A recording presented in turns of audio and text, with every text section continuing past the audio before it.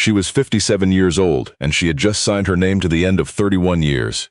Not at a ceremony, not with a celebration. She signed it in a county clerk's office on a Tuesday afternoon in late November, sitting across a laminate table from a man she had loved since she was 26 years old.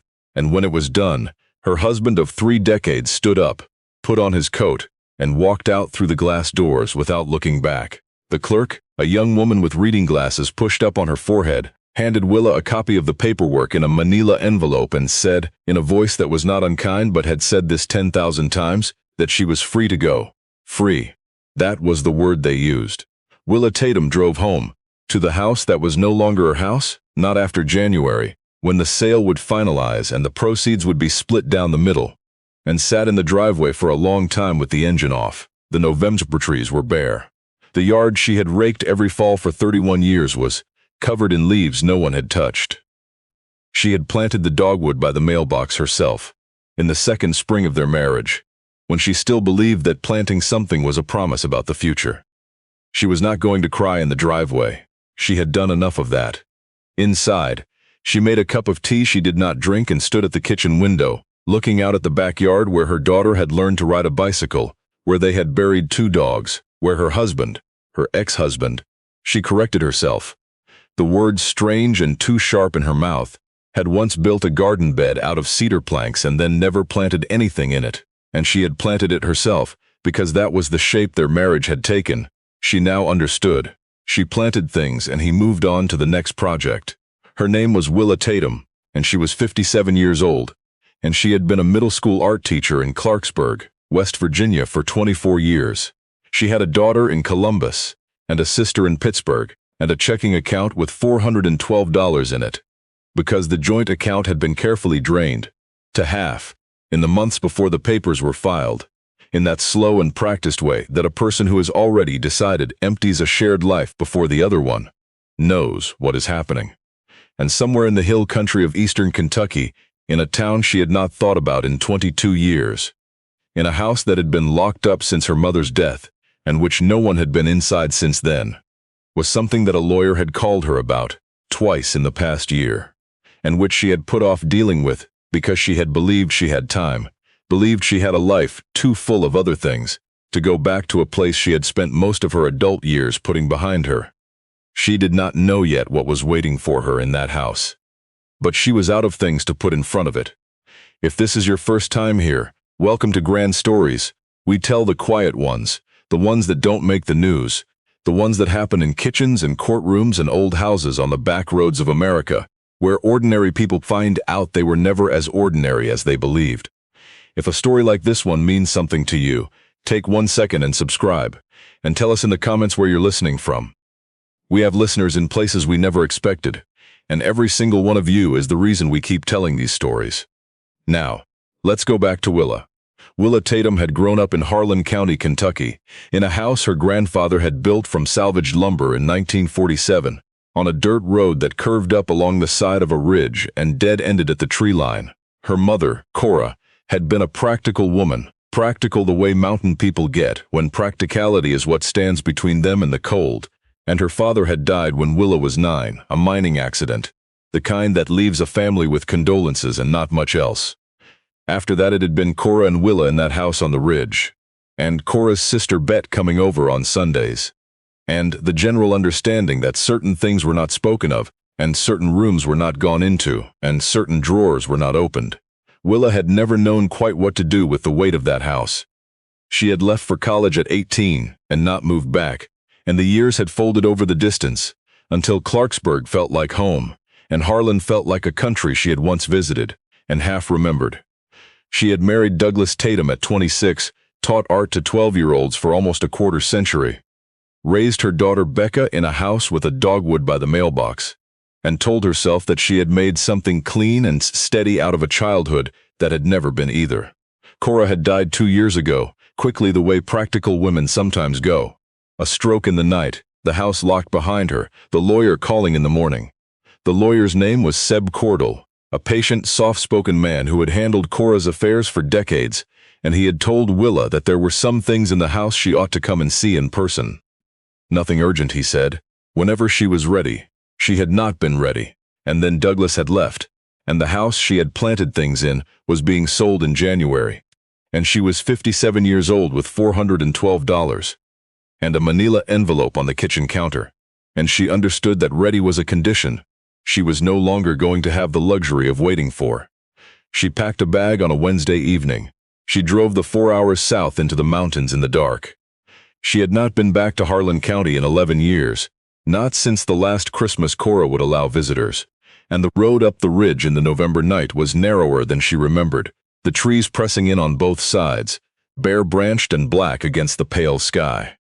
The headlights swept the curves, and then the house came into view, a white clapboard house with a metal roof gone, rust orange, a porch running the full front of it, a single window on the upper floor that looked out over the ridge like an eye. She sat in the car for a long time. The key was the same one Cora had given her years ago, on a plain ring with no tag. Willa let herself in through the front door and stood in the dark until she found the switch, and the overhead light came on in the front room and showed her a place that had been waiting. That was the feeling. Not abandoned. Waiting. Cora's chair was still angled toward the window. The braided rug was still in the center of the floor, worn thin along the path from the door to the kitchen. The shelf above the wood stove held the same three things it had always held: a tin of matches, a small blue pitcher, and a photograph of Willa's father that she had never been allowed to ask questions about. She stood in front of that photograph for a long time. Her father, Raymond Cass. Her mother had kept her own name and given Willa hers. Looked out from the photograph with a particular stillness of men who did not know how to be photographed. A wide-shouldered man with dark hair and one hand resting on the roof of a truck, squinting into the sun, not quite smiling. Willa had been 9 when he died. She remembered his hands, and the way he smelled of coal dust and the green dial soap he used to scrub it off, and very little else. Grief, when it arrives early enough, doesn't leave memories so much as it leaves the shapes of them. The lawyer's office was a single room above the hardware store on Main Street, and Seb Cordell was already there. When Willa arrived the next morning, a man in his late 60s, with the deliberate patience of someone who has spent a career being the person who delivers news to people who are not prepared for it, he shook her hand, poured her a cup of coffee from a drip machine on his desk, and sat down with a folder in front of him that was thicker than she expected. "I want to start by saying that your mother knew exactly what she was doing," he said. "And she thought about this for a long time before she made her decisions. She just wasn't able to tell you about it herself. That was her way." Willa wrapped her hands around the coffee cup. "What wasn't she able to tell me?" Cordell opened the folder, he told her. And on the drive back up the ridge afterward, Willa had to pull over on the shoulder of the road, because her hands were shaking too hard to steer. And she sat there for a while in the gray November morning, with the engine running and the heater blowing, and the bare trees on either side of her, trying to understand what she had just been told. Her mother had owned the building, not the house on the ridge. Willa had known about that. But downtown, on the corner of Minor Street and 2nd, there was a building that had been in the Cass family since the 1920s, a 2-story stone building that had at various points housed a dry goods store, a dentist's office, a 5 and dime. For the past 18 years it had been Cora's building, left to her by her own mother, and Cora had rented the ground floor to a series of small businesses and kept the upper floor locked. The upper floor, Cordell said, Cora had kept as a sort of lending library. A free library, he explained. No card, no fees, no due dates. She stocked it with books she bought at sales and received as donations, and anyone in the county who needed something to read could come and take what they wanted and return it when they were done, or keep it if they needed to. She had been doing it for 31 years, he said. 31 years. The same length as Willa's marriage. She had not known. She had not once known about it in 31 years. Cordell told her something else. 2 years before Cora died, she had gone to a title attorney and placed a deed restriction on the building. The restriction stated that the ground floor could be leased for any lawful commercial purpose, but that the upper floor must remain a free public lending library in perpetuity. For as long as the building stood, she had also established a small trust, funded over decades from the rental income, a little at a time, the way you fill something slowly and steadily, to pay the property taxes and maintain the building into the future. The trust, Cordell said, held $64,000. Willa sat on the shoulder of the road in the November cold and said the number out loud to the empty car. It did not feel real. None of it felt real. But she knew before she turned the key and put the car back in drive that she was going to go see it. Before we tell you what Willa found inside that building, if this story is reaching you, take 1 second right now to subscribe and leave us a comment telling us where in the world you are listening from. We read every single one, and you would be amazed at where Grand Stories finds its people. Now, let's go back to Willa and the door at the top of the stairs. The building on Minor Street was not what she had expected. From the outside it was plain. Old gray stone, a wooden door painted a dark green that had begun to blister at the edges, a ground floor window with plywood behind the glass where the last tenant had moved out. But the door opened onto a staircase that smelled of old paper and cedar, and the particular sweetness of a room that has held a great many books for a great many years. And when Willa reached the top of the stairs and found the second door and put the second key in and opened it, she stood very still. The room was full, floor to ceiling on 3 walls, wooden shelves built by hand, no 2 sections perfectly matching. Some pine, some oak, some painted white and since gone cream, and on every shelf books, paperbacks and hardcovers, picture books and thick encyclopedias, novels with cracked spines and reference books with tabs still paperclipped to certain pages. There were baskets of magazines on the floor. There was a table under the window with 4 mismatched chairs around it, and in the center of the table, a lamp with a blue shade. And there were index cards, dozens of them, tucked into the shelves at intervals, handwritten in a small, careful script Willa recognized as her mother's. Notes that said things like good for a hard week and slow start, worth it and made me cry, in a good way. Her mother, who had never in Willa's memory said whether anything was worth it, or whether she had cried. Willa walked the length of the room slowly, running her fingers along the spines. She found cookbooks and mysteries and histories of coal mining, and a whole shelf of books in Italian that someone had donated. And her mother had kept because maybe someone needs it. She found a child's drawing taped to the inside of a cabinet door, a house with smoke coming from the chimney, signed for Ms. Cora from Denny, age 8. She found a guest book on the table by the lamp, a simple composition notebook, and she opened it and read the first entry, dated 16 years ago, in a round and careful hand. First time I ever borrowed a book. Thank you for not making me feel stupid for not having a card. Willa sat down at the table. She read the guest book from the beginning. She read for 2 hours.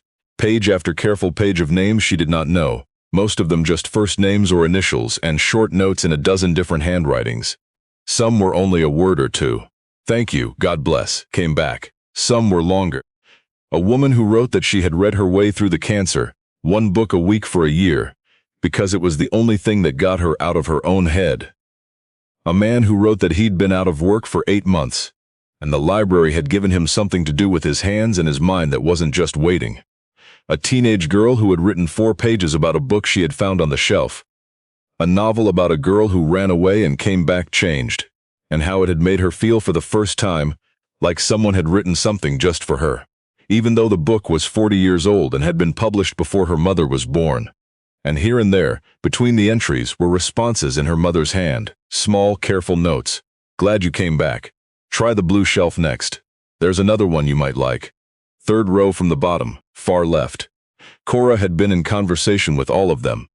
A woman who did not speak of feelings, who did not tell her own daughter that she ran a free library out of an inherited building, had been having a 30-year conversation with strangers through books and index cards and 3-line notes in a composition notebook. Willa did not fully understand her mother. She had not. She was beginning to see, even started to understand her. She found the letter on a Tuesday. It was her 3rd day in Harlan, and she had been coming to the room every morning, sweeping and airing and sorting, learning the system her mother had organized. Because there was a system, careful and thorough, and the more Willa worked within it, the more she could see the mind behind it. The same mind that had organized every pantry Willa had ever seen her mother keep. She had been pulling books from the far end of the bottom shelf to check for water damage when her hand found something wedged between the last book and the wall. An envelope. Sealed. Her name on the front in her mother's writing. She sat down on the floor right where she was with the envelope in both hands. She sat there for a while before she opened it. Her mother's handwriting inside was the same as always. Small, steady, no wasted strokes. Willa, I'm not good at saying things out loud. You know this. I think you learned it from me, and I am sorry for that, because it costs a person more than it saves them in the end. I want to tell you about this room. I started it the year your father died, because I did not know what else to do with myself, and the building was there, and your grandmother had left it to me. And I had all his books still in boxes, because I could not bring myself to give them away, and could not bring myself to keep them in the house, where I would have to look at them. I put them on the shelves up here, and I thought, if someone else can use them, then at least they are not just waiting to rot. But the thing that happened is that people came. People I had not expected. People who did not have money for a library card even if the county library had still been open, which it was not. People who needed something to hold on to. I found that I was good at knowing what a person needed to hold on to. I do not know how. I only know that I could look at a person and have a feeling about what was in them that needed to be met, and most of the time I was right, and that felt like the only useful thing I had ever been able to do. I kept it a secret from you, because I was afraid you would think I was foolish. You were always so sure of things, even as a child, and I was never sure of anything, and I thought you would not see the point of it. That was wrong of me. I let my own fear make a silence between us for 30 years, and I am sorry. The building and the trust are yours. The deed restriction stands. The room must stay a library, free to anyone who comes. That is not negotiable, and I made sure the law agrees with me. But how you run it, what you do with the rest of the building, how you make it work, that is up to you. I only ask one thing. Keep the lamp on. When I am gone, people will not know at first if the room is still there. But if they can see the lamp in the window, they will know. It costs almost nothing. And for a person walking by in the dark, it means everything. I love you. I was not good at saying it. I am saying it now. Your mother, Cora. Willa set the letter on the floor beside her and pressed the heels of her hands against her eyes. She had known her mother for 57 years. She had believed, for most of those years, that her mother was a woman who kept her distance, who ran on practicality the way a machine runs on fuel, who showed love through meals and repaired hymns in the presence of clean towels, but not through words, never through words. She had spent years in conversations with Douglas about how to talk to a woman who did not speak her feelings, how to stay close to a mother who kept a wall up, how to love someone who gave you so little to hold. And all this time in a building 12 miles from where she grew up, her mother had been telling 30 years of strangers exactly how to hold on, in her own handwriting. Good for a hard week. Made me cry in a good way. Glad you came back. She had been saying the things to other people that she could not say to Willa. And she had left Willa the room where she had said them, and the lamp, and the letter, and a trust built $1 at a time, so that the room could go on after she was gone. There was a knock at the door downstairs the next morning. Willa opened it to find a girl of about 16 with a backpack over one shoulder and a book held against her chest the way some people hold things they are not sure they are allowed to have. Is it? The girl started, and then stopped. I heard maybe the library was open again, the upstairs one. Willa looked at her for a moment. Who told you that? The girl shrugged. People said they saw the lamp on. Willa had put the lamp on the first night without deciding to, simply because she had been in the room late and the lamp was there and the room had needed it. She stepped back. Come on up, she said. The girl's name was Faye. She returned the following week with her younger brother, who sat at the table and read a picture book about dinosaurs without saying a word for an hour. The week after that, a man named Oris came who had the slow and careful movements of someone who has spent a long time inside and is still relearning the outside. He asked Willa, without meeting her eyes, whether there was anything there about woodworking. There was. Her mother had 3 books on it, one of them handwritten notes and all. Willa found them for him. He sat in one of the 4 mismatched chairs and turned the pages carefully for the rest of the afternoon. The woman who came on a Thursday in December would only give her first name, which was Lori. She had a bruise fading to yellow at her jaw and she did not explain it, and Willa did not ask. Lori spent a long time at the shelves running her finger along the spines, not pulling anything, just reading the titles. Finally, she took a novel and a chair by the window and read for 2 hours without speaking. When she left, she stopped at the top of the stairs and turned around. My mother used to come here, she said, years ago. She talked about it sometimes. Willa nodded. She said the woman who ran it never made her feel like charity, Lisay said. She said that was the thing. Then she went down the stairs and out the door, and Willa stood at the top and listened to her footsteps on the stone floor below, and thought about her mother in that room for 30 years, keeping something going that no one in her own family knew about, making sure that nobody who came through the door felt like charity. She understood a thing she had not understood before. Her mother had not been a closed woman.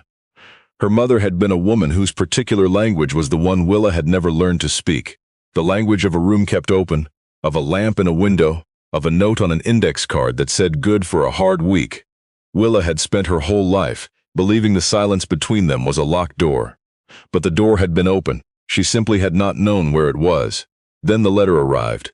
It came in a real estate envelope, cream-colored, heavy stock, from a company out of Lexington, with a name that involved the words Capital and Partners.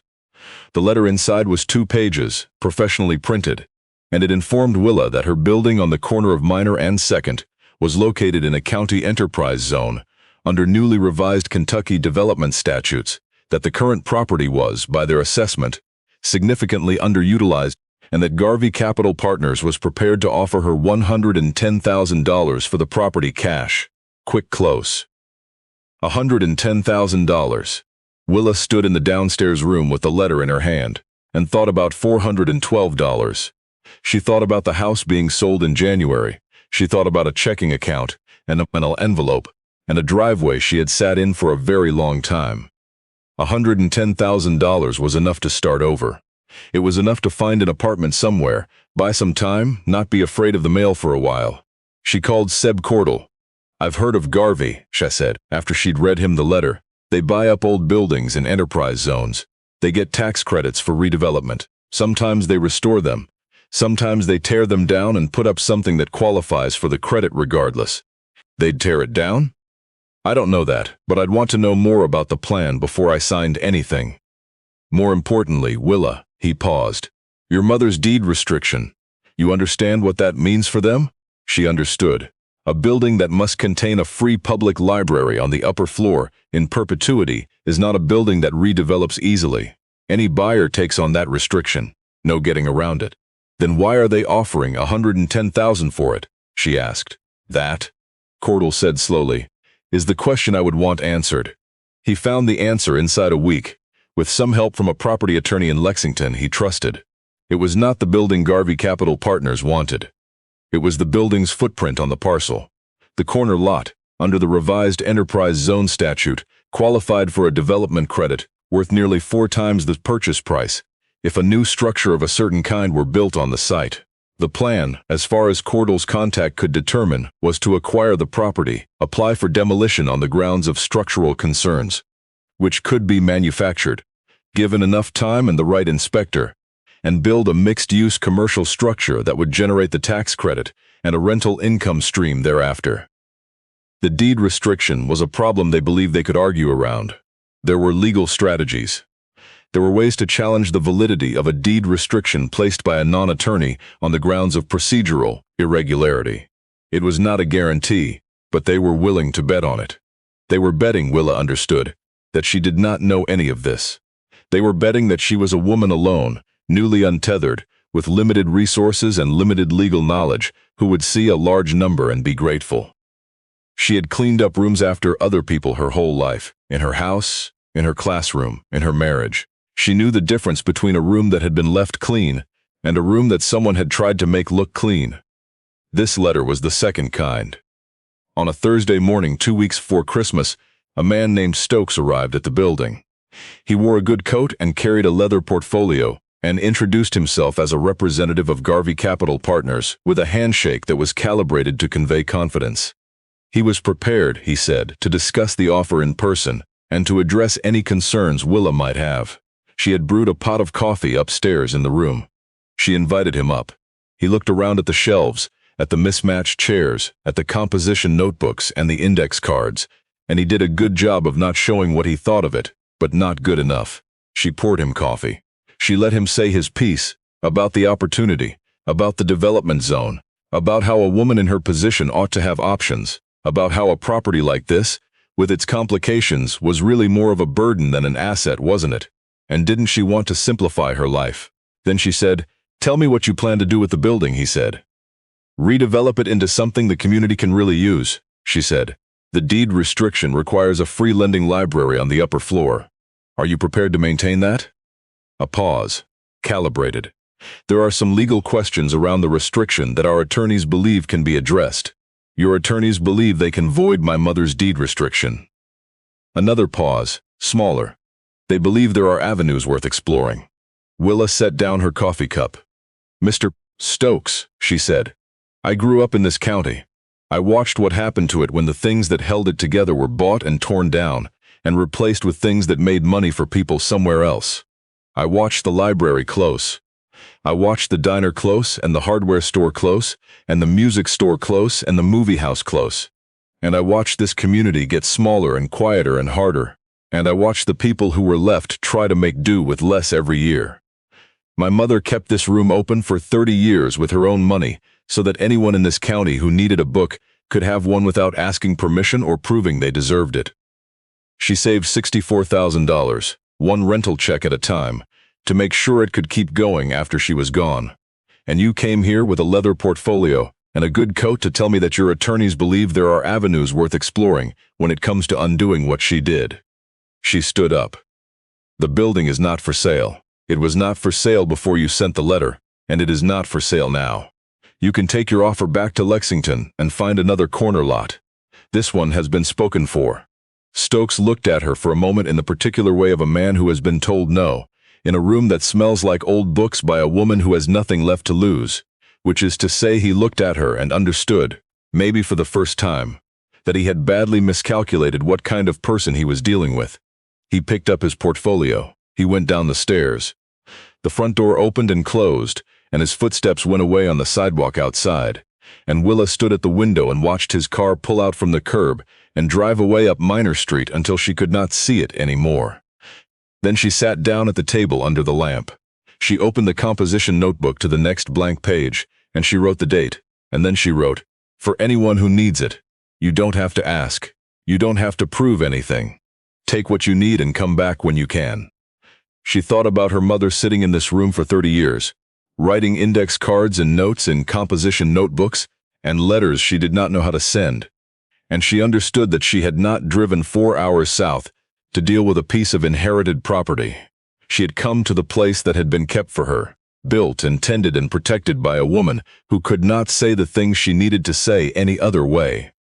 Willa Tatum had been 57 years old with $412 and a life being sold out from under her when she drove south into the mountains in the dark. She had come expecting to settle an estate. She had found instead something her mother had been building for her for 31 years, one book at a time, one name in a notebook, one small index card that said good for a hard week. She had spent 31 years married to a man who had left. She had spent 57 years believing her mother was a woman who could not speak. She had been wrong about both of them, but only one of those mistakes had something left in it. Only one of those mistakes had a room at the top of a staircase full of books, and 4 mismatched chairs, and a lamp with a blue shade, and a $64,000 trust, and a deed restriction that could not be broken, and a guest book with 30 years of names in it, and a letter that ended, "I love you." I was not good at saying it. I am saying it now. She kept the lamp on. The first hard snow of the season came the second week of January, and Willa was in the room when it started, sorting a box of donations someone had left at the door. Mysteries and a gardening almanac, and for reasons she chose not to question, a Portuguese dictionary, and 3 copies of the same self-help book from the early 90s. She heard the door at the bottom of the stairs open, and a woman came up, stomping snow from her boots, a child on her hip, and a teenager behind her. And they came into the room and stopped and looked around. The way people always stopped and looked. The same way Willa had stopped and looked, because the room had that quality, the quality of a place that is more than it looks from the outside, that is quieter and fuller and warmer, and means more than it has any right to mean. "We heard there were books," the woman said. "There are," Willa said. "Take whatever you need." The woman set the child down on the rug, and the child immediately pulled a picture book from the lowest shelf and sat down with it. The teenager drifted toward the novels and stood with her hands in her pockets, reading spines. The woman turned slowly in the middle of the room, taking it in. "Is there a fee?" she asked. "A card or something?" "No," Willa said. "Just come back when you're done if you can. Or keep it. Whichever." The woman looked at her. "Who started this place?" Willa thought about the answer for a moment. "My mother," she said. "She kept it going for 30 years. I'm keeping it going now." The woman nodded slowly, the way a person nods when they are putting something together in their mind, "She sounds like a good woman," she said. "She was," Willa said. "She just didn't always know how to say so."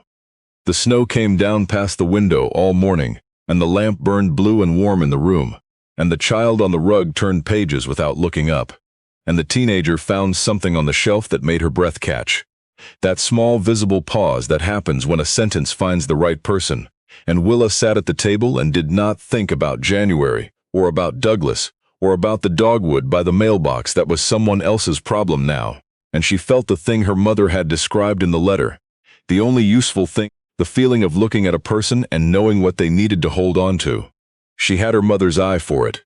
She had not known until now. That is the thing about the gifts people leave us. Sometimes they look like buildings on a corner lot in a county with no money. Sometimes they look like $64,000 saved from rent checks, $1 at a time.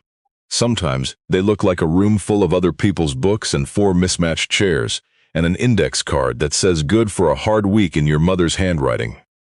They don't always arrive when we are ready for them. They arrive when we have run out of everything else, when the account is almost empty, and the house is being sold, and we drove 4 hours in the dark without knowing what we were driving toward. But they were there, the whole time. They were kept for us. They were tended and protected and left open and lit by someone who loved us in a language we did not know how to read, until we needed it enough to learn. Keep the lamp on if this story meant something to you. Share it with someone who needs to hear it tonight. And if you'd like to support grand stories so we can keep telling the quiet ones, there's a link in the description. It's not required, it's not expected, it's just there for anyone who wants it. Tell us in the comments where you're listening from. We'll be back soon with another quiet road story. Thank you for listening all the way to the end.